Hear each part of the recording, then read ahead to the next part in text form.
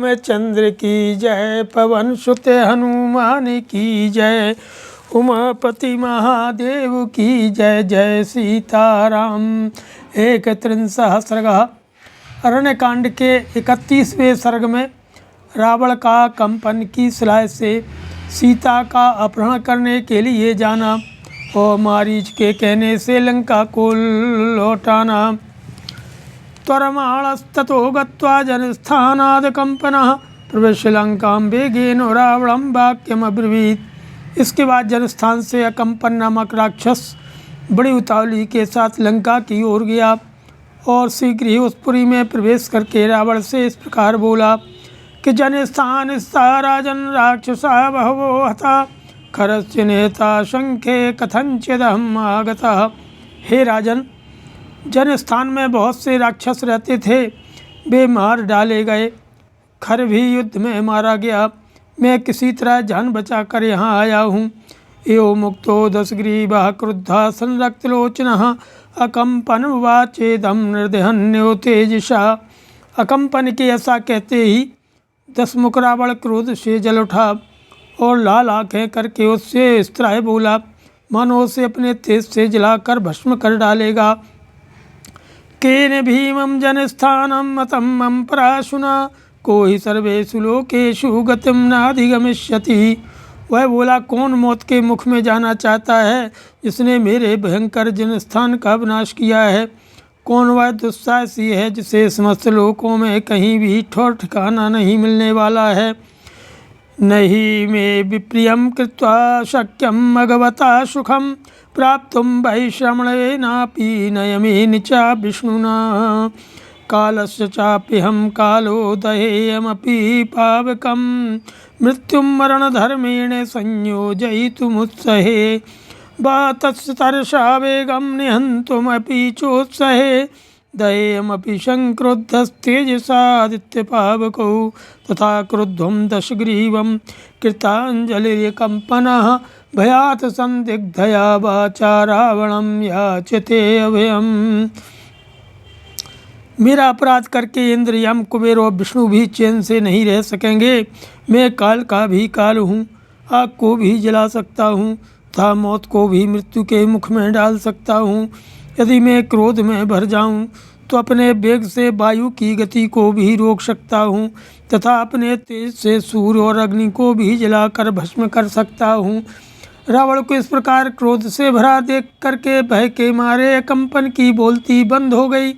उसने हाथ जोड़कर संशय युक्त वाणी में रावण से अभय की याचना की कि दशग्रीवो अभयम तस्मै प्रददौ राक्षसांबरः सविश्रब्धो ब्रवीद वाक्यमसदन्दिग्धमकंपनः। तब राक्षसों में श्रेष्ठ दशग्रीव ने उसे अभय दान दिया। इससे कंपन को अपने प्राण बचने का विश्वास हुआ और वह संशय रहित होकर के बोला कि पुत्रो दशतस्यास्ते सिंह संहनतो युवा रामो नाम महास्कंधो वृतायत महाभुजा श्यामः पृथुर्यसा श्रीमान तुल्य बल विक्रमः हतस्तेन जनस्थाने खरश्च सहदूषणो। हे राक्षस राज, राजा जनक के नवयुवक पुत्र श्री राम पंचवटी में रहते हैं। उनके शरीर की गठन सिंह के समान है। कंधे मोटे और भुजाएं गोल तथा लंबी हैं। शरीर का रंग सांवला है। वे बड़े यशस्वी और तेजस्वी दिखाई देते हैं। उनके बल और पराक्रम की कहीं कोई तुलना नहीं है। उन्होंने जनस्थान में रहने वाले खर और दूषण आदि का वध किया है। अकंपन बचः श्रुत्वा रावणो राक्षसाधिपः नागेन्द्रियो निश्वस्योदम वचनमब्रवीत्। अकंपन की बात सुन करके राक्षस राज रावण ने नागराज की भांति लंबी सांस खींच करके इस प्रकार कहा, ससुरेन्द्रेण संयुक्तो रामः सर्वामरैः सह उपयातो जनस्थानं ब्रूहि कच्चिदकंपनो। अकंपन बताओ तो सही, क्या राम अब संपूर्ण देवताओं तथा देवराज इंद्र के साथ जनस्थान में आए हैं? कि रावणस्य पुनर्वाक्यम निशम्य तदकंपनः आचचक्षे बलं तस्य विक्रमं च महात्मनः रामो नाम महातेजः श्रेष्ठः सर्वधनुष्मतां दिव्यास्त्र गुण संपन्न परम धर्मम गतो युधि। कहने लगे कि रावण का ये प्रश्न सुनकर के कंपन ने महात्मा श्री राम के बल और पराक्रम का पुनः इस प्रकार वर्णन किया कि हे लंकेश्वर, जिनका नाम राम है वे संसार के समस्त धनुर्धरों में श्रेष्ठ और अत्यंत तेजस्वी हैं। दिव्यास्त्रों के प्रयोग का जो गुण है उससे भी वे पूर्णता संपन्न हैं। युद्ध की कला में तो वे पराकाष्ठा को पहुँच गए हैं। तस्यानुरूपो बलवान रक्ताक्षो दुंदुभिस्वना कनीयान लक्ष्मणो भ्राता राकाशसीनिभाननः। श्री राम के साथ उनके छोटे भाई लक्ष्मण भी हैं जो उन्हीं के समान बलवान हैं। उनका मुख पूर्णिमा के चंद्रमा की भांति मनोहर है। उनकी आँखें कुछ कुछ लाल हैं और स्वर दुंदुभि के समान गंभीर है। सतेन सह संयुक्त पावकेनानिलो यथा श्रीमान राजभरस्तेनो जनस्थानम निपातितम। जैसे अग्नि के साथ वायु हों उसी प्रकार अपने भाई के साथ संयुक्त हुए राजाधिराज श्रीमान राम बड़े प्रबल हैं। उन्होंने ही जनस्थान को उजाड़ डाला है। नैव देवा महात्मानो नात्र कार्या विचारणा सरा रामेण सृष्टा रुकपुंखावतत्रिणः सर्पाः पंचानना भूत्वा भक्ष्यन्ति स्म राक्षसान्। उनके साथ न कोई देवता है न महात्मा मुनि। इस विषय में आप कोई विचार न करें। श्री राम के छोड़े हुए सोने के पांख वाले बाण 5 मुख वाले सर्प बन करके राक्षसों को खा जाते थे। एनेन जगच्छन्ति राक्षसा भयकर्षिता तेन ते निस्म पश्यन्ति राममेवाग्रतः स्थितम् इत्थं विनाशितं तेन जनस्थानं तवानगो। भय से कातर हुए राक्षस जिस मार्ग से भागते थे वहाँ वे श्री राम को ही अपने सामने खड़ा देखते थे। हे अनग, इस प्रकार अकेले श्री राम ने ही आपके जनस्थान का विनाश किया है। अकम्पन वचः श्रुत्वा रावणो वाक्यमब्रवीत् गमिष्यामि जनस्थानम रामं हन्तुं सलक्ष्मणम्। अकम्पन की बात सुनकर के रावण ने कहा, मैं अभी लक्ष्मण सह श्री राम का वध करने के लिए जनस्थान को जाऊँगा। अथेव मुक्ते वचने प्रोवाचेदम कंपनः शृणु राजन्यथा वृत्तं रामस्य बलपौरुषम् असाध्या कुपितो रामो विक्रमेण महायसा आपगायास्तु पूर्णायां वेगम परिहरे शरैः। उसके ऐसा कहने पर कंपन बोला, हे राजन, श्री राम का बल और पुरुषार्थ जैसा है उसका यथावत वर्णन मुझसे कहिए। आप गाया सुपूर्णाया बेगम परिहरेश्वरैः सताराग्रह नक्षत्रम नमस्ताप्यवसादयेत्। महर्षि श्री राम यदि कुपित हो जाएं तो उन्हें अपने पराक्रम के द्वारा कोई भी काबू में नहीं कर सकता। वे अपने बाणों से भरी हुई नदी के वेग को भी पलट सकते हैं तथा तारा, ग्रह और नक्षत्रों सह संपूर्ण आकाशमंडल को पीड़ा दे सकते हैं। असौ रामस्तु सीदन्तीं श्रीमान बुद्धरेन्मुनिमहीं भित्वा बेलां समुद्रस्य लोकानाप्लावयेत् विभुः वेगं वापि समुद्रस्य वायुं वा विधिमेच्छरैः। वे श्रीमान भगवान राम समुद्र में डूबती हुई पृथ्वी को ऊपर उठा सकते हैं। महासागर की मर्यादा का भेदन करके समस्त लोकों को उसके जल से आप प्लावित कर सकते हैं तथा अपने बाणों से समुद्र के वेग अथवा वायु को भी नष्ट कर सकते हैं। संहृत्य वा पुनर्लोकान् विक्रमेण महायसा सक्ता श्रेष्ठा सपुरुषा सृष्टुम पुनरपि प्रजा। वे महायशस्वी पुरुषोत्तम अपने पराक्रम से संपूर्ण लोकों का संहार करके पुनः नए सिरे से प्रजा की सृष्टि करने में समर्थ हैं। नहीं रामो दशग्रीवोत्सख्यो ये तुम रणे त्वया रक्षसां वापि लोकेनो स्वर्गः पाप जनैर्वो। दशग्रीव जैसे पापी पुरुष स्वर्ग पर अधिकार नहीं प्राप्त कर सकते, उसी प्रकार आप अथवा समस्त राक्षस जगत भी युद्ध में श्री राम को नहीं जीत सकते। न तं बध्यमहं मन्ये सर्वैः देवासुरैरपि अयं तत्सवधोपायस्तन्ममैक्यमनः शृणु। मेरी समझ में संपूर्ण देवता और असुर मिलकर भी उनका वध नहीं कर सकते। उनके वध का यह एक उपाय मुझे सूझा है, उसे आप मेरे मुख से एक चित्त होकर के सुनिए। कि भार्या तस्योत्तमा लोके सीता नाम सुमध्यमा श्यामा संविभक्तांगी स्त्रीरत्नं रत्नभूषिता नैव देवी न गंधर्वी नाप्सरा न च पन्नगी तुल्या सीमंतिनी तस्या मानुषी तु कुतो भवेत्। श्री राम की पत्नी सीता संसार की सर्वोत्तम सुंदरी है। उसने यौवन के मध्य में पदार्पण किया है। उसके अंग प्रत्यंग सुंदर और सुडौल हैं। वह रत्नमय आभूषणों से विभूषित रहती हैं। सीता संपूर्ण स्त्रियों में एक रत्न है। देव कन्या, गंधर्व कन्या, अप्सरा अथवा नाग कन्या कोई भी रूप में उनकी समानता नहीं कर सकती। फिर मनुष्य जात की दूसरी कोई नारी उसके समान कैसे हो सकती है। तस्यापि हर भार्यां त्वं तं प्रमथ्य महावने सीतया रहितो रामो न चैवहि भविष्यति। उस विशाल वन में जिस किसी भी उपाय से श्री राम को धोखे में डाल करके आप उनकी पत्नी का अपहरण कर लें, सीता से बिछुड़ जाने पर श्री राम कदापि जीवित नहीं रहेंगे। अरोचयत तद्वाक्यम रावणो राक्षसाधिपः चिंतयित्वा महाबाहुरकंपनुवाचः। राक्षस राज रावण को अकंपन की यह बात पसंद आ गई। उस महाबाहु दशग्रीव ने कुछ सोच करके कंपन से कहा कि बाढ़ कल्यम गमिष्यामि हे कह सारथिनाशः आनेष्यामि च वैदेहीं मां मृष्टो महापुरीम्। ठीक है, कल प्रातःकाल सारथी के साथ में अकेला ही जाऊंगा और विदेह कुमारी सीता को प्रसन्नतापूर्वक इस महापुरी में ले आऊँगा। तयो तदेव मुक्त्वा प्रेयौ खरयुक्तेन रावणः रथेनादित्यवर्णेन दिशा सर्वा प्रकाशयनो। ऐसा कह करके रावण गधों से जिते हुए सूर्यतुल्य तेजस्वी रथ पर आरूढ़ होकर के संपूर्ण दिशाओं को प्रकाशित करता हुआ वहाँ से चला।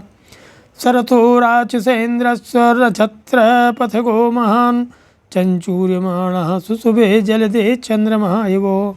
नक्षत्रों के मार्ग पर विचरता हुआ राक्षस राज का वह विशाल रथ बादलों की आड़ में प्रकाशित होने वाले चंद्रमा के समान शोभा पा रहा था। सदूरे चाश्रमं गत्वा ताटकेयमुपागमत् मारीचेनार्चितो राजा भक्ष्यभोज्यैरमानुषैः। कुछ दूर पर स्थित एक आश्रम में जाकर के वह ताट का पुत्र मारीच से मिला।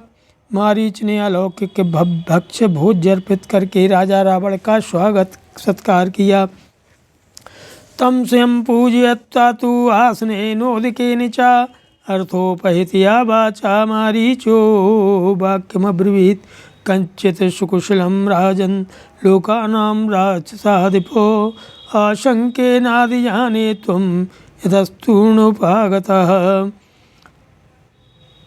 आसन और जल आदि के द्वारा स्वयं ही उसका पूजन करके मारीच ने अर्थयुक्त वाणी में पूछा कि हे राक्षस राज, तुम्हारे राज्य में लोगों की कुशल तो है ना? तुम बड़ी उतावली के साथ आ रहे हो, इसलिए मेरे मन में कुछ खटका हुआ है। मैं समझता हूँ तुम्हारे यहाँ का अच्छा हाल नहीं है। एवं मुक्तो महातेजा मारीचेन सरावणः तथा पश्चादिदं वाक्यमब्रवीत् वाक्य को विदः। मारीच के इस प्रकार पूछने पर बातचीत की कला को जानने वाले महातेजस्वी रावण ने इस प्रकार कहा कि आरक्षो में हतस्ता तो रामेणा क्लिष्टकारिणा जनस्थानमवध्यं तत्सर्वं युधि निपातितम्। हे तात, नायासी महान पराक्रम दिखाने वाले श्री राम ने मेरे राज्य की सीमा के रक्षक खरदूषण आदि को मार डाला है तथा जो जनस्थानबद्ध समझा जाता था वहाँ के सारे राक्षसों को उन्होंने युद्ध में मार गिराया है। तस्य मे कुरुषाचिभ्यम तस्य भार्यापहारणे राक्षसेन्द्रवचा श्रुत्वा मारीचो वाक्यमब्रवीत्। अतः इसका बदला लेने के लिए मैं उनकी स्त्री का अपहरण करना चाहता हूँ। इस कार्य में तुम मेरी सहायता करो। राक्षस राज रावण का वचन सुन करके मारीच बोला क्या ख्याता केन वा सीता मित्ररूपेण शत्रुणा त्वया राक्षसार्दूलो को न नंदति नंदितः। हे निशाचर शिरोमणि, मित्र के रूप में तुम्हारा यह भाई कौन सा ऐसा शत्रु है जिसने तुम्हें सीता को हर लेने की सलाह दी है? कौन ऐसा पुरुष है जो तुमसे सुख और आदर पाकर भी प्रसन्न नहीं है, अतः तुम्हारी बुराई करना चाहता है? सीता मिहानयस्वेति को ब्रवीत ब्रवीहिते में रक्षो लोकसर्वशोकः श्रृंगम छेत्तुमिच्छति। कौन कहता है कि तुम सीता को यहाँ हर ले आओ? मुझे उसका नाम बताओ, वह कौन है जो समस्त राक्षस जगत का सींग काट लेना चाहता है? प्रोत्साहयति यस्त्वां सचा शत्रुर्संशयम् आसी विषमुखादृष्टामुद्धर्तुं चेच्छति त्वया।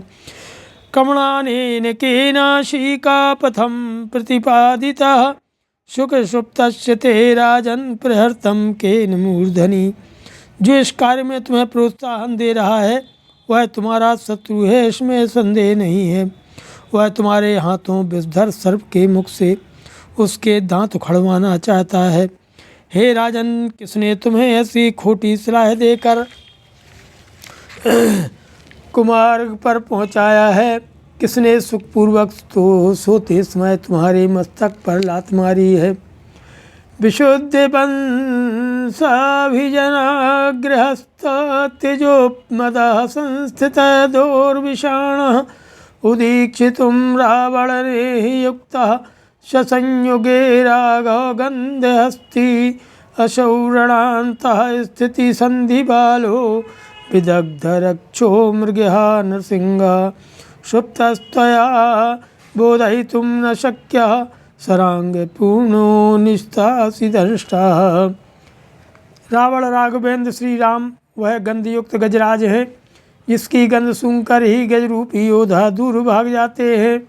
विशुद्ध कुल में जन्म ग्रहण करना ही उस राघव रूपी गजराज का सुंड दंड है। प्रताप ही मद है और सुडौल बाहें ही दोनों दांत हैं। युद्ध स्थल में उनकी ओर देखना भी तुम्हारे लिए उचित नहीं है, फिर जूझने की तो बात ही क्या है। वे श्री राम मनुष्य के रूप में एक सिंह हैं। रणभूमि के भीतर स्थित होना ही उनकी अंगों की संधियां था बाल हैं। वह सिंह चतुर राक्षस रूपी मृगों का वध करने वाला है। बाण रूपी अंगों से परिपूर्ण है तथा तलवारें ही उसकी तीखी धारें हैं। उस सोते हुए सिंह को तुम जगा नहीं सकते। चापा पिहारे भुज वेग पंके सरोर्मिमाले सुमहाबौघे न राम पाताल मुखे अति घोरे प्रस्कंदितुं राक्षस राजयुक्तम्।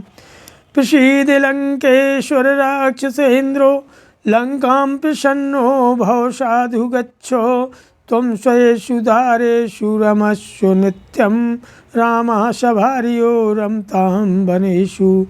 एवं मुक्तो दशग्रीवो मारीचेन शरावणः निवर्तत पुरीं लंकां प्रवेश च गृहोत्तमम्। राक्षस राज श्री राम एक पाताल तल व्यापी महासागर हैं। धनुष ही उस समुद्र के भीतर रहने वाला ग्राह है। भुजाओं का वेग ही कीचड़ है, बाण ही तरंगमालाएँ हैं और महान युद्ध ही उसकी अगाध जल राशि है। उसके अत्यंत भयंकर मुख बड़वा नल में कूद पड़ना तुम्हारे लिए कदापि उचित नहीं है। हे लंकेश्वर, प्रसन्न हो, राक्षस राज सानंद रहो और सकुशल लंका को लौट जाओ। तुम सदापुरी में अपनी स्त्रियों के साथ रमण करो और राम अपनी पत्नी के साथ वन में विहार करें। मारीच के ऐसा कहने पर दशमुख रावण लंका को लौटा और अपने सुंदर महल में चला गया। श्रीमद् रामायण वाल्मीकि आदि काव्य कांडे 1 सर्ग। सियावर रामचंद्र की जय, पवन सुत हनुमान की जय, उमापति महादेव की जय। जय सीता।